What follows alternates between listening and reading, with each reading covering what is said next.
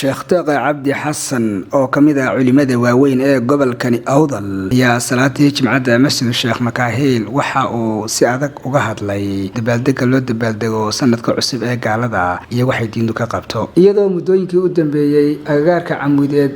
camuudeed laga helay macdanta loo yaqaan dahabka taasi oo kulmisay bulsho weynta qaybaheeda kala duwan ayaa sheekhu waxa uu si adag uga hadlay in halkaasi ay ka socoto waxyaabo aan diinteena ku banaanayn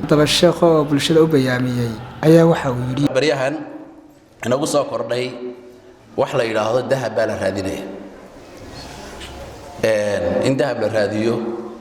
oo qofku arsaaqda raadsado wax xun maaha laakiin mushkiladda jirta ee dadkii meesha joogay ay ka waramayeen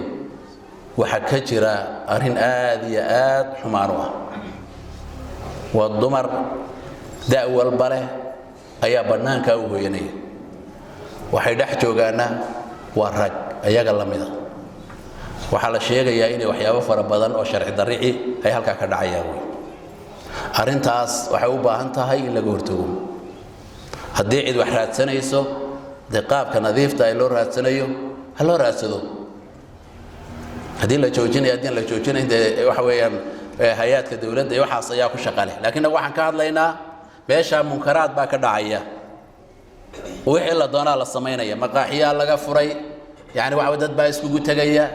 daawal bale wixii la doonaa la sameynaya dad fara badan baa ka waramaya in intaas oo faaxisha ay ka dhacayso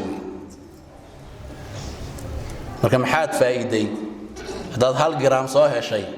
oo $50 laga siisanayo laakiin cirdigaaga soo baabiisay ilaahina subhanahu wa ta'ala aad ka soo dambaabtay oo macaasiyo soo gashay marka ilaahay laga cabsado arinta runtii masaajidada waa laga hadlayaa waxa loo baahan yahay in la gacanta la isku qabsado oo munkarka sidii loo soo lahaa laga hawlgalo waxyaabaha mar walba inagu soo noqonaya sharka iyo xumaanta waxa kamid ah dabaaldega loo dabaaldego sanadkaas gaalada ama sanadka masiixiga ama miilaadiga iyagoo ay ku sheegaan dhalashadii nabi Ciise alayhi salaam oo ah ay u aaminsan yihiin ilaahoodii waani fillaah yani waxa weeyaan waa qudayshadoodaas waa xaraam in la isku taaniyadeeyo ama la yiraahdo sanad cusub baa gasheen ama kullu aam wa antum bi khayr ama waxyaabaha la midkaana waxay noqonaysaa inaad ku hambaliyeysay ilaahay baa dhashay sanadkan ila wax kale uma hayno taariikhdana wax kale ma xambaarsana ayagu wax kale uma hayaan يعني waxay isku waafaqsanayna maaha laakiin waa wax ay naga dhaadhiciyeen waayo waxa la ogsoon yahay sanadkan la yiraahdo miilaadiga ama Gregoriga la yiraahdo ee hadda aynu ku jirro maalintiisa u dambeysay 2021 asaaskiisa iyo taqwiimkiisu waa waxay sameeyeen yani waxa weeyaan niman yani waxa Greega waqtiyo badan iyo tadawur badan buu soo maray hatta bilihiisu maaha bilo ka turjumaya sida bilaha inuu isticmaalo ama waqtiga ka turjumaya ama yani waxa weeyaan waa bilo ka turjuma ilaahay la caabudi jiray ilaahay ay caabudi jireen ayaa magacyadoodii ay tahay oo mesela يعني waxa weeyaan January baa horeysa bisha la yiraahdo January waxay u aaminsan yihiin inuu yahay ilaaha wax walba bilaaba ilaaha wax walba bilaaba June oo kale waxay aaminsan yihiin inuu yahay ilaahi barwaaqada waa magacyo noocaas oo kale waa magacyo boqoradoodii ay qaar kood ku darsadeen sida August oo kale ونكي أغسطس لو دhan jiray oo boqorka ahaa uu isaguna ku darsaday July ninkii dajiyay calendar kan aynu hadda isticmaalayno ayaa Julius loo dhan jiray magaciisa bisna ku darsado bilo la baxay maaha yani waxa weeyaan wax macna badan ku fadhiya si kastaba ha ahaato waa wax la isticmaalo dunidana wax badan laga isticmaalkiisu aduu yahay mujarrad taariikh iyo in wax lagu yani waxa weeye xisaabsado وقال وأن هذا صراطي مستقيما فاتبعوه waxaad ku tiraahdaa dariiqayga يعني وحويان وكان توصنه سرعة ولا تتبعوا السبل فتفرق بكم عن سبيله هاي اسكر راعينا ودوين ككلا وهي وحي كينا يساينات كان كلونتان وطريقية ذي إذن كا يعني وحويان إذن كلا هالليان يعني وحوي كو أنبتان مركا طريقة سرعة سلاسانا إلهي دين دردارمي ذلكم وصاكم به لعلكم تتقون إلى طريقة النبي كل ذي الرعدان بإله سبحانه وتعالى إذن دردارمي أو إذن فري أو إذن كربا ساسانا التقوية لك عبسك إلى سنبود الله سبحانه وتعالى رسولكم عليه الصلاة والسلام صحابك قال يا عباد بن صارية رضي الله تعالى عنه ورنيه في آخر حياته النبي مدى الله دردارمي waxaa uu nawaaniyay buu yiri waano aad iyo aad u qoto dheer markuu salaadii subax ka baxay taasoo qalbigiina la ruxmay buu indhihiina ay ilmeeyeen dabadeetana markii uu nabigu calayhi salaatu wasalaam waanadii dhammaystay ayaa mid naga mid wuxuu ku yiri yaa rasuulallah dardaarankaagan waxaad moodaa dardaarankii qof wax sagootinayee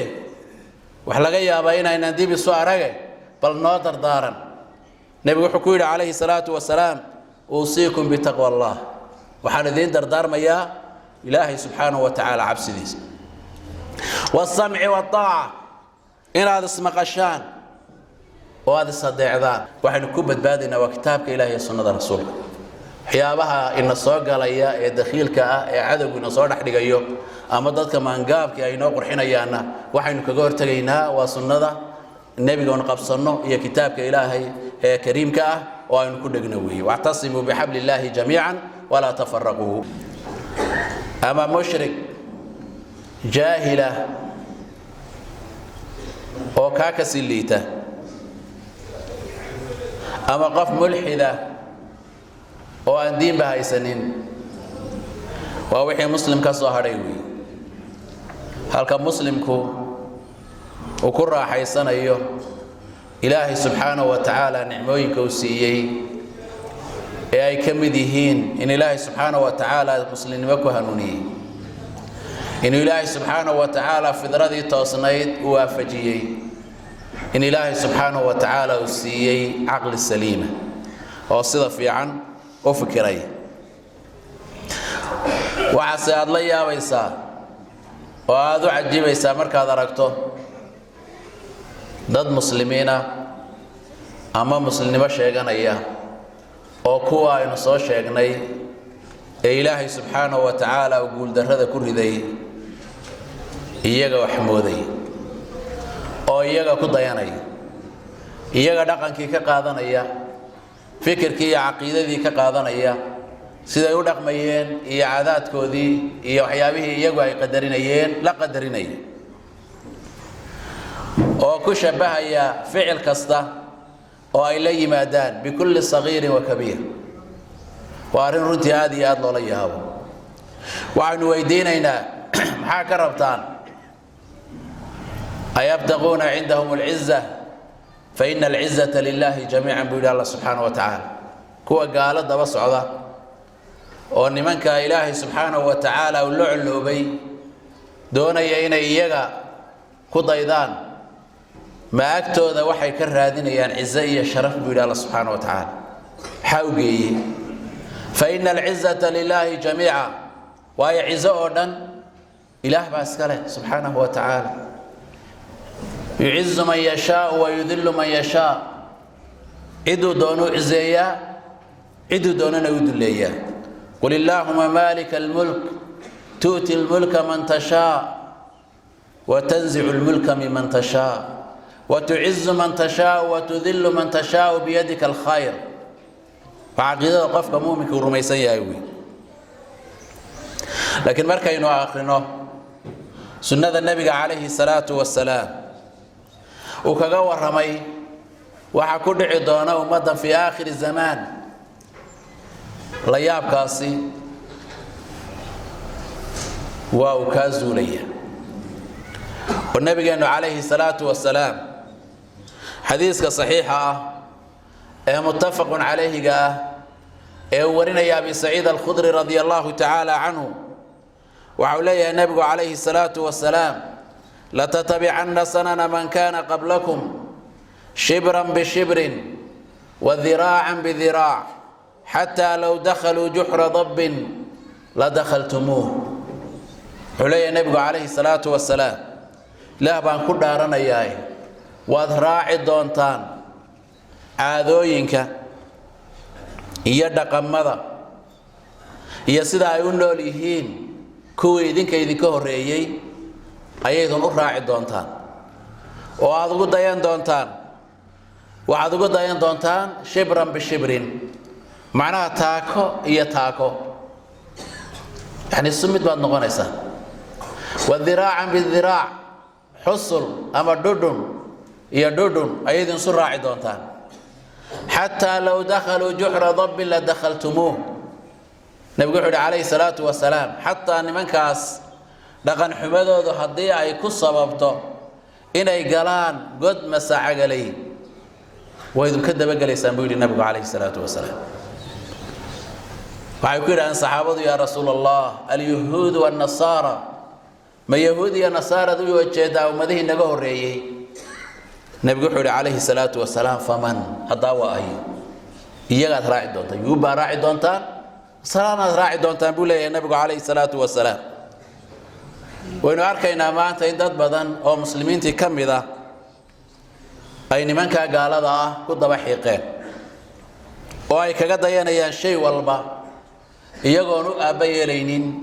شيء جن الدين هذا محوكي هاي عقلي كاجا محاكور هذا قرات كاجا محوكي هاي dadnimadaada iyo damiirkaaga muxuu ku yahay godka masaacagaleyda muxuu kaga duwan yahay godadka kale horta waa god ciriiriya maca dalika waxa la sheegaa xawayaanada kale oo dhani ixtiyaadaad ama waxyaabo feejignaana bay sameeyaan oo godka hadduu xagga ka dalooliyo meel kalena uu ka dalooliya si haddii cadow halkan hore ka soo galo oo meesha kale uga baxo laakiin iyadu ma samayso إذن هدو على الصور أنا وكل ما نسوي ومهلك وعمل له هلاك سمي محاك له ليه هاي وقش بدي وقدافة وعمل حن أو يسوي نبي الشيخ عليه الصلاة والسلام قد كاسوء ماشى قرن كأ إلا جو هلاك سميه أعد سقوط قدان يشرين إن هدي أي جلان يهود يا نصارى أي مدن كذا بجلسوا روايات كلا وحي هيدين النبي يقول عليه الصلاة والسلام هدي يجعل لجاه الله مده يدي يعني وحوي الساعة ضانة أو مد هرت إذا أو وجلس نيستا إذا كان والي نكاله يا أبو النبي عليه الصلاة والسلام وهلك جدا بيسوي ما تودرين يا إخواني في الله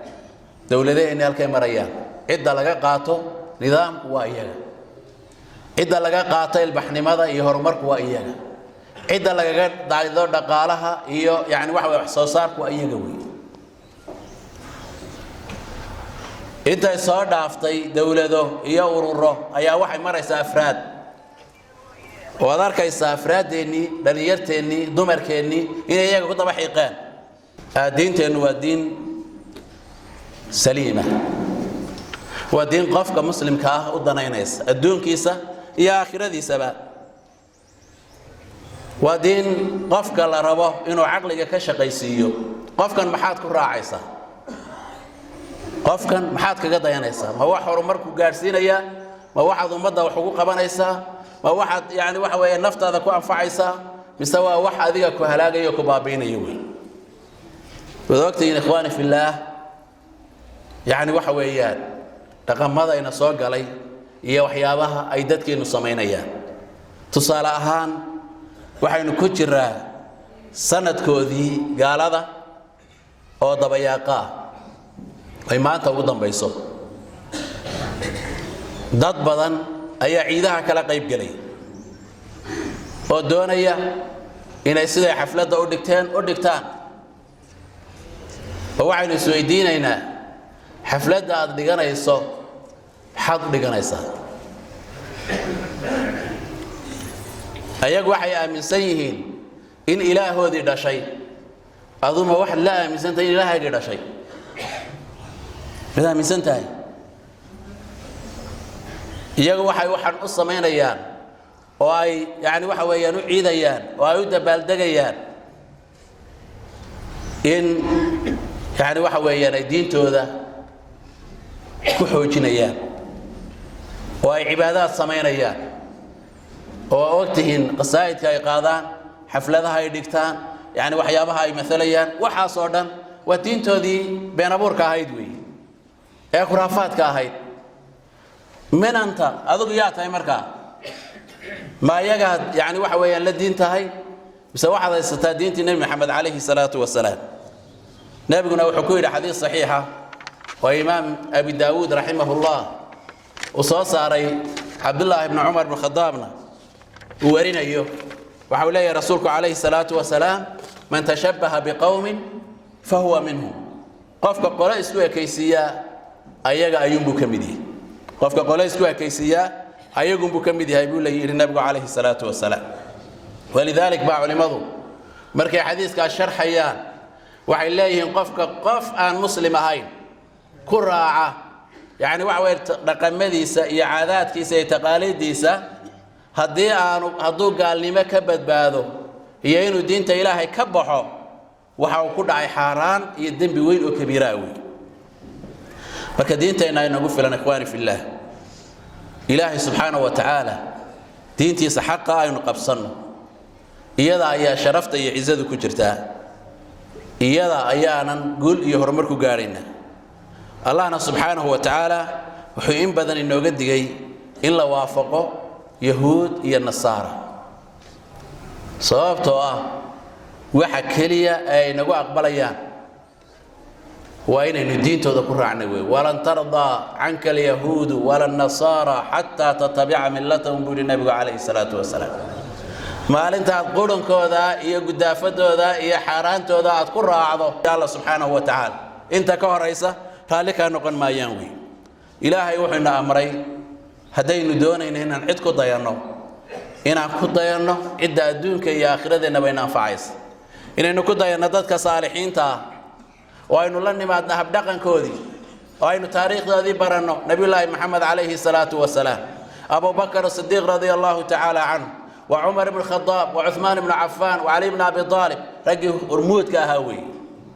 إن لو قد يضو أيها الله ينقرها وأين سكيل علينا إن نجا يأهل كنبا إن ينقاره أين قد ينوي وأي يجا كده يشهد هذا وين كل يبانينا محا إلهي سبحانه وتعالى مر كل هذا فبهداه مقتدي أنبياء إلهي با إلهي كصور رمي كرامة يا شرفت لها كاسا نيم محمد وحل الله فبهداه مقتدي كوا قد يو marka hadii aad yani waxa way rabto cid aad ku dayato waad haysataa